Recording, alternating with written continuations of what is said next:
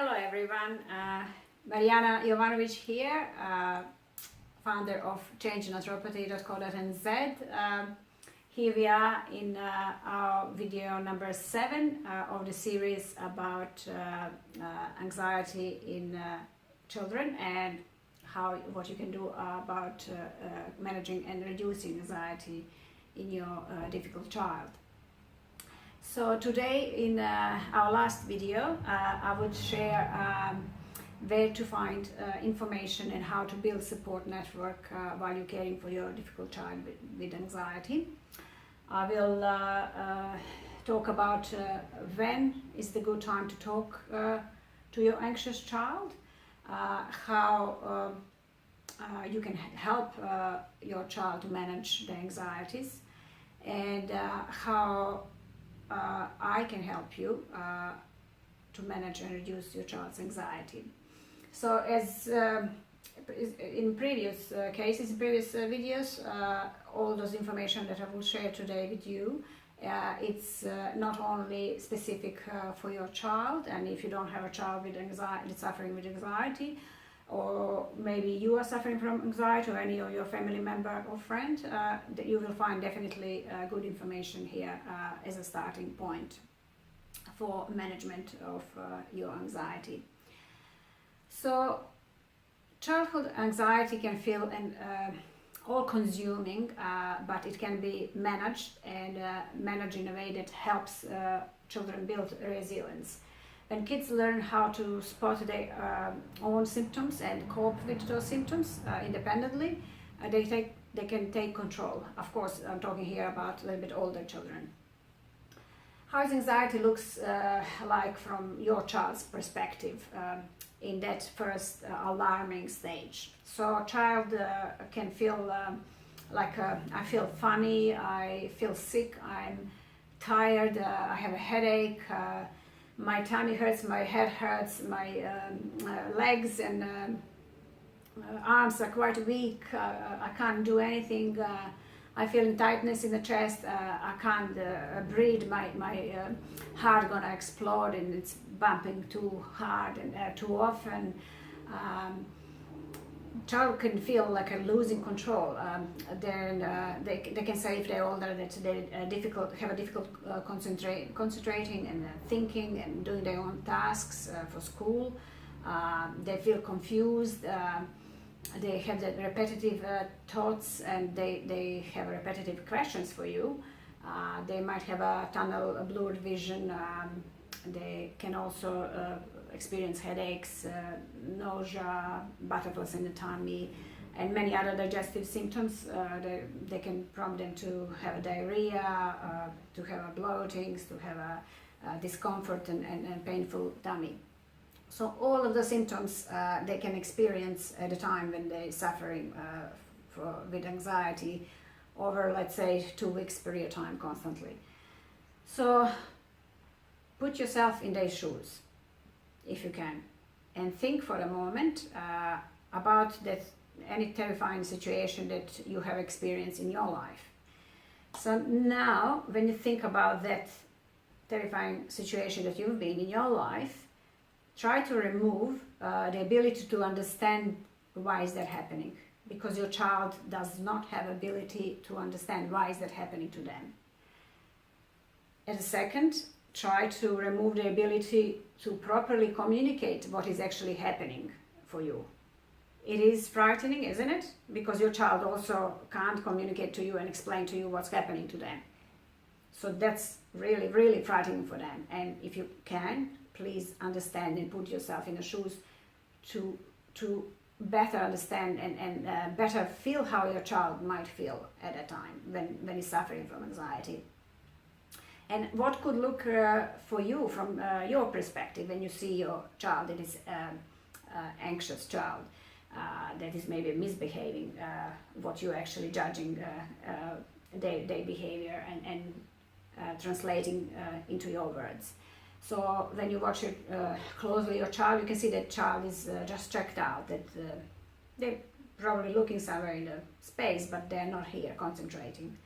So your judgment would tell you that your child is looking for attention, maybe because behaving angry and really needy, or your child is acting out or trying to get out of different activities they're supposed to do.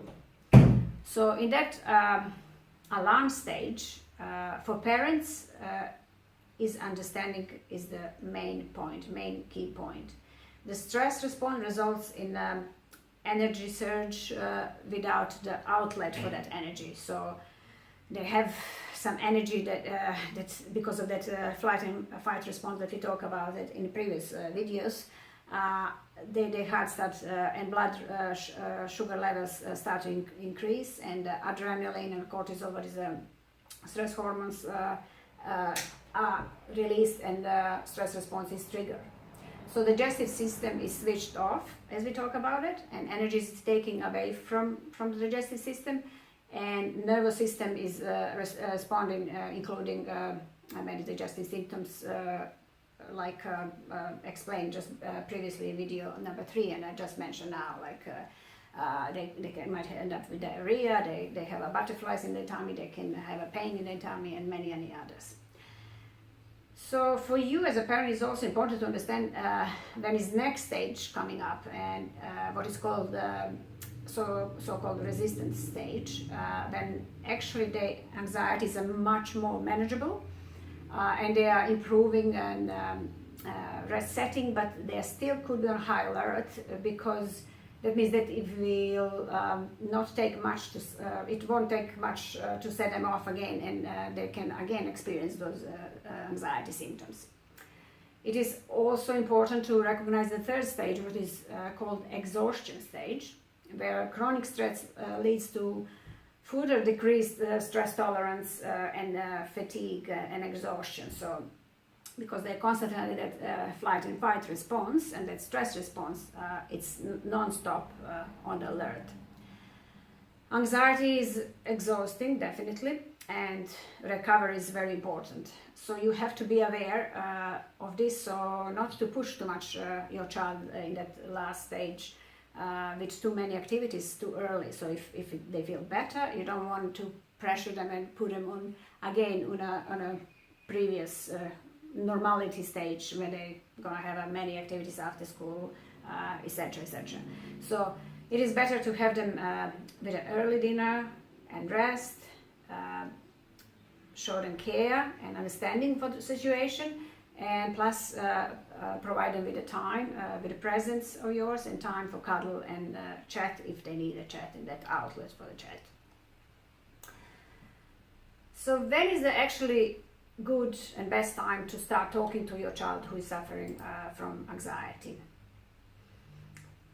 The best time is when they're not feeling anxious, when they're not suffering with the worst type of symptoms from anxiety. The greatest success comes with a child understanding that they are not alone, and that goes same for the adults, for many people, you know that. If we understand that we are not suffering, that it's not only us who are suffering from these strange symptoms, then that would be much easier for us. You can use that understanding to apply to anxious situations, and remind the child why their body is responding like that.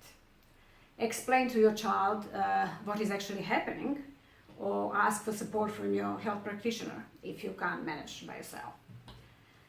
So explain in simple terms what anxiety is and how it can protect them in certain situations. Exactly what I was explaining in my first video. In the simplest terms, it is helpful to use examples of something relating to them, like angry teddy bear. So for smaller children, relate them to something what they know, what is familiar to them. Some children respond well when the anxiety is given a funny name that they can relate to. So can give a name like worrywart or fearful fox. And sometimes making light of the situation and providing a child with a way to name what they experience is also for their symptoms, that can help them really identify what is happening in that moment for them. The more we can get that information out to our child, to our other family members, are the best thing that what we can do. Another best thing what you can do as an adult, as a parent, to help your child is to heal your own attachments and your own trauma and your own stress, chronic stress. So, because very often, obviously I get asked questions from the parents about that, about what if they feel stressed, what if they're suffering also from anxiety and any other mental health issues. So one of the best things you can do as a parent is to learn to able to self-regulate and go and also ask for help for yourself, and to be able to self-soothe and heal your own trauma and stress first. And that way you will model that and you will be the standard rather than what we most of us do, telling our children what they're supposed to do, what they're not supposed to do, but actually we are doing totally opposite of what we're trying to teach them. So we are not walking the talk. For that reason, it is the best to address your health issues, your mental health issues, if they are present there, before you start really helping your child on your own or with the help of a natural health practitioner. There are also strategies that can be implemented at home, in school, to help your child manage and cope with their anxious thoughts. And the following 8 approaches that I selected out from many can be considered for managing your child's anxiety on your own, if you are feeling confident to do that. Or in some of them, for some steps, you might want to ask the support from your health practitioner. So addressing the first one is addressing the anxiety and avoiding reinforcing it. So there are many ways that parents unknowingly or knowingly reinforce anxious situations for their children. So the best to explain that is with example. If you know that your child is, for example, scared to go to the dentist, try to control any stress and any anxiety that you have attached to visit to the dentist for yourself or for your child. You might be stressed thinking how your child gonna respond to that, how your child gonna be in pain when going to see dentist or whatever. So you have to try to avoid showing that you feel stressed about that visit too. If your child notices that you are stressed, it may end up emphasizing for them that they should be anxious also about that, and your child will look to you for cues on how to manage that situation actually. So you should actually be role model and explain to them and show them how to manage that situation. So whenever it's possible, also try to shorten the time that your child may experience anxiety. So if visit to the dentist is tomorrow, maybe tell them in the morning about it, not previous days, so that they're not going over in their head about that visit all over during the night. So be mindful of where you discuss your child's anxiety. Children are very perceptive, and if they heard that you're talking to your partner or to your friend over the phone or your family member about their anxiety, this might reinforce the behavior or make them feel more anxious about it. So second point is that you can use is validating their feelings. So rather than trying to downplay their fears by telling them that there's nothing to worry about, that there's nothing to be afraid of, what is many of us actually doing all the time, subconsciously, unconsciously or consciously, it is important to validate their feelings to help them recognize what they experience at that moment. If they're afraid, respect that and help them verbalize and verbalize that and let them know that you are there for them if they need your help and support. Ask your child to, for example, open-ended question, how do you feel when you see the dog? So about how they're feeling, so that they can verbalize that and they can explain in their own words how they feel about it. So that will definitely help them actually feeling familiar and reducing that anxiety about possible fear of dog.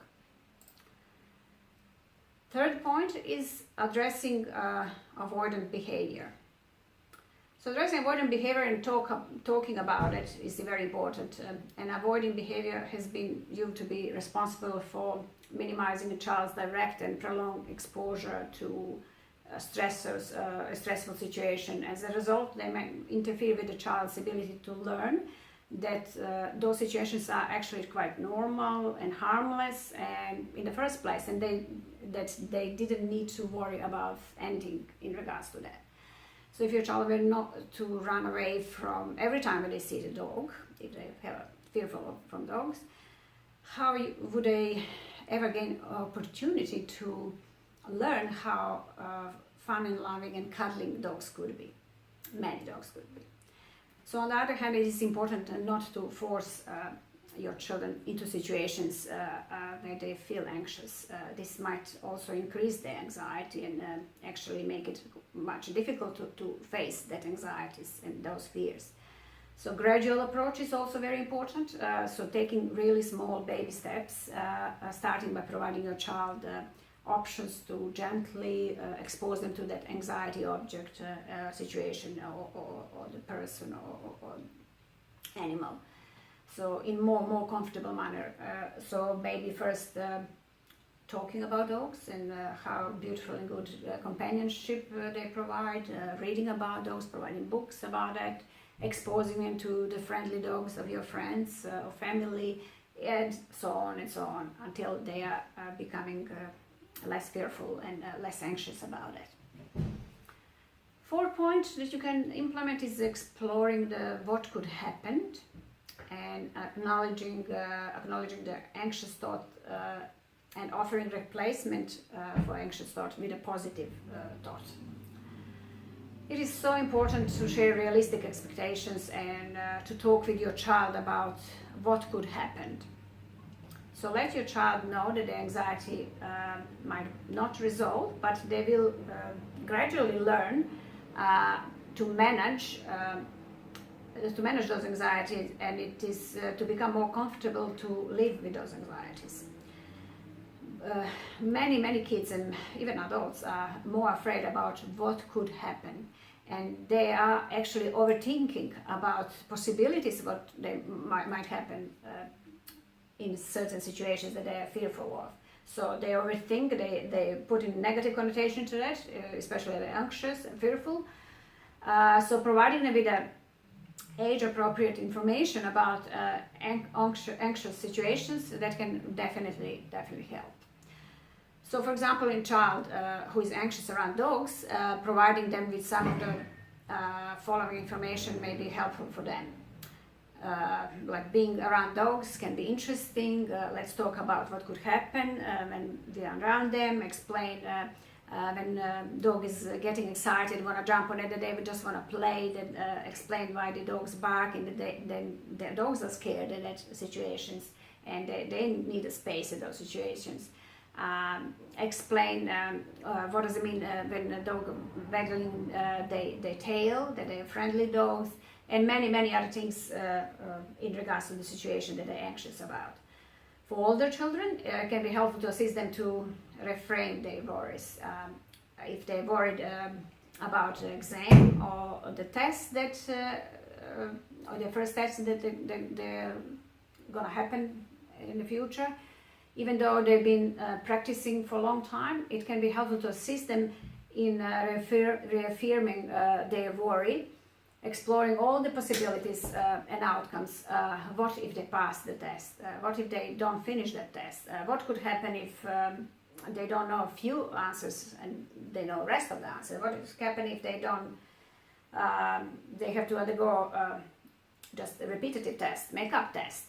So knowing all those options and what could happen with those options, and explaining that actually at the end of the day nothing bad gonna happen if any of those options is happen, that much more can reduce their anxiety and anxious thoughts around that first test or around anything what they're fearful about. So planning for the worst case scenarios and feeling and explaining them in their head can often be helpful for their child to understand that world definitely not going to end if something bad does happen. Fifth point is that plan ahead. Planning ahead to really manage and alleviate any anxiety can be helpful in many situations. So help your child prepare for new experiences. Is your child first trip to see dentist? Is they're fearful of? So in some cases it could be helpful to take them to the building where your dentist practice and see the dentist before they come for first appointment there. Or maybe just explaining how you felt when you went to dentist first time and stuff like that. So preparing for that new situation, talking about this new situation, or going there and showing them that new situation before that actual situation happened. Sixth point is very important, what you can use and teach them, or you can ask for help from your health practitioner, natural health practitioner. It's mindful, deep breathing, or progressive muscle relaxation. So help them breathe deep when they are feeling anxious. Teach them that.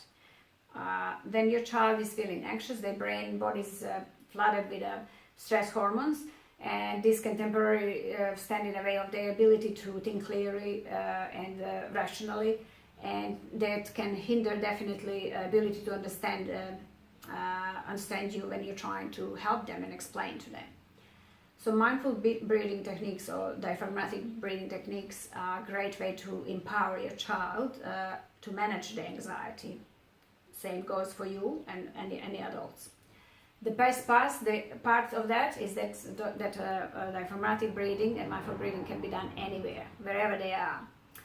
Mindfulness involves focusing on the present moment, most often by noticing that breath and that breathing what we are practicing at that time.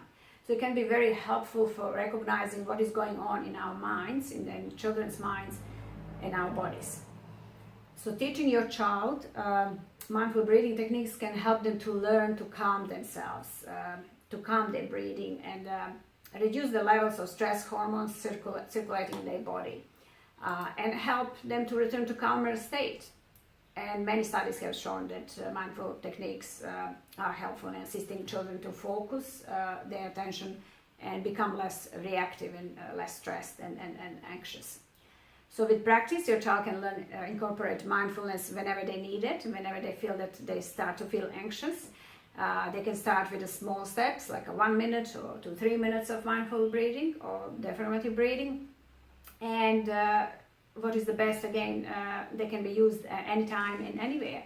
And many anxious children find mindful breathing techniques to be very helpful, and they like doing it, and can give them sense of control of their body. And for the first time, you can teach them or show them, or as I said, you can ask your natural health practitioner to help you with that.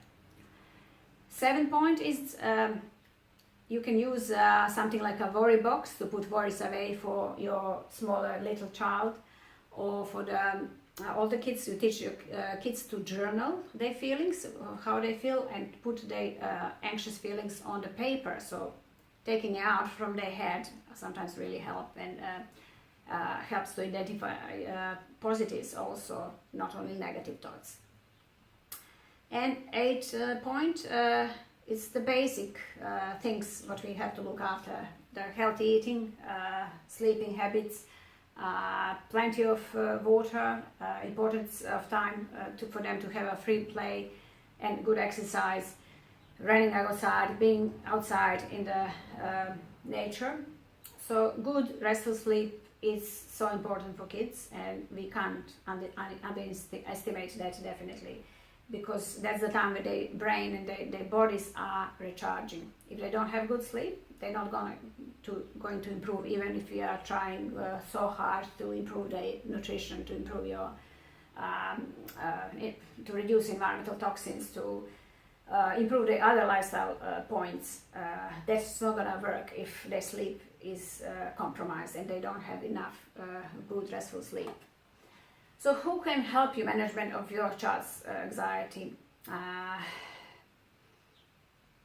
So when your child experiences symptoms of anxiety that interfere with their daily life, what we already mentioning in the first few videos, symptoms their symptoms occur often in first 2 weeks, it is important to seek professional help. And if your child display and show any signs or symptoms, it is always best to have them assessed by their primary care health professional, what could be your GP or doctor or your naturopath, to determine the best way for treatment.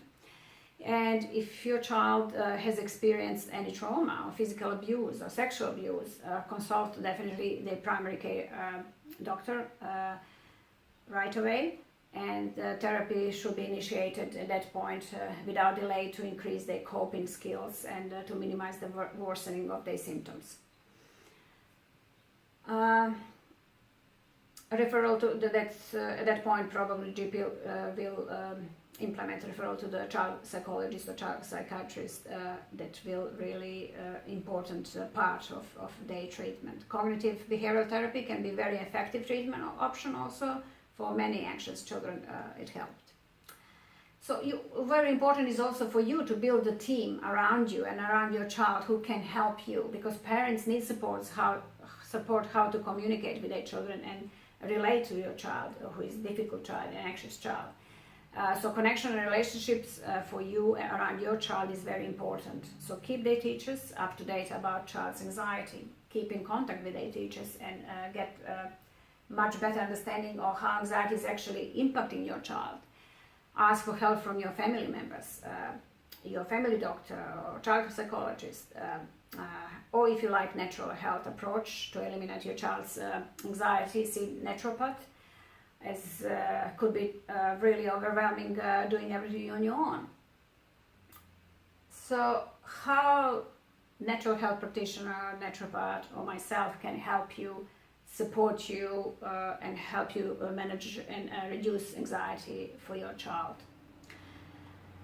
Well, anxiety isn't necessarily that something that you that could be outgrown by child or you yourself. There are several ways that it can be managed naturally.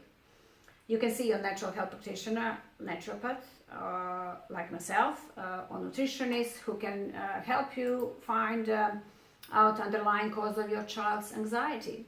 This is very important part, finding that underlying cause and mitigating it if you want to reduce and eventually eliminate chronic anxiety from your child's life. As I already mentioned, they call me anxiety detective, just because I am very good in searching and identifying the underlying causes of the anxiety for many, and I've done that for many of my clients already. This is because as a naturopath, I take holistic approach, and apart from looking only at the physical health of my clients, I must also look at the social and emotional determinants of health. And I educate the parents about tools to help them build resilience in their children, and the importance of having compassionate and available adults, so emotionally available adults in their child's life. I also help you as a parent understand how their own childhood experiences and traumas can affect their parenting, and just as I offer advice obviously about how to teach their kids about nourishing food, about lifestyle changes and how to have lifestyle choices, I do teach you to how to do also that part, emotional part. So I'm here always to help and support parents who are unsure where to start or how to manage their child's anxiety or their own anxieties and other health issues. So there are many other types of approaches that naturopaths use to address anxiety that I would be using to address anxiety in your child and yourself, including dietary approaches and the use of specific nutrients and herbal medicine and lifestyle changes. One of the most important dietary approaches that you can consider for addressing behavioral changes and anxieties in your child is to balance the blood sugar that I already touched on in one of the previous videos. So speak with your naturopath or myself about which treatment options is the best solution for your child. Behavioral and emotional issues for most kids is connected to nutrition, especially kids with anxieties, mood issues, and behavioral issues like autism, ADHD, or phobias, or temper tantrums, meltdowns. In a big picture, even nutrition was the main reason we supporting the child brain and body to sustain conditions like anxieties, autism, ADHD. It will going to support the neurological development too. So we can use nutritional intervention combination with medication, and if you already seen your medical doctor and GP and your child is already on medication, and later if we are successful with the nutritional changes and lifestyle changes, and we see that child is getting better, with the support and a referral to your GP, we might reduce those medications and get them off those pharmaceutical medications. In regards to cognition, we can help or I can help kids how to cope and solve problems. It tends to be really biochemical reactions in their body not working well, that is not addressing, causing the bad sleep or anger issues or anything, any symptoms that they're displaying.